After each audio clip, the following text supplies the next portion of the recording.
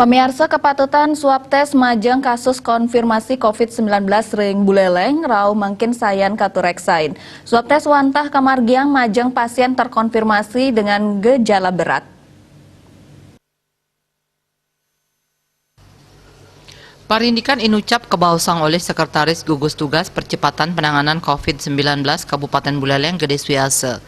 Skema penanganan majang pasien terkonfirmasi COVID-19 rau mangkin katureksain untuk gejala pasien dengan gejala ringan, sedang, wiadin berat. Pasien dengan gejala ringan nentan malih ngelaksanayang rapid test nanging wantah ngemargiang isolasi mandiri. Pasien terkonfirmasi dengan gejala sedang pacang ke isolasi ring rumah sakit rujukan. Pamekasan pasien terkonfirmasi dengan gejala berat pacang kelaksanaan isolasi ring rumah sakit rujukan untuk tes swab sanek katentuang oleh dokter penanggung jawab pasien. Konfirmasi positif dengan gejala ringan juga tidak dilakukan.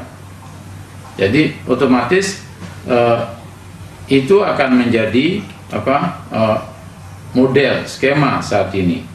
Dan bahkan jika dia OTG maka bisa dilakukan isolasi mandiri di rumah, ya, atau isolasi oleh provinsi di tempat isolasi, jadi bukan lagi di rumah sakit gitu.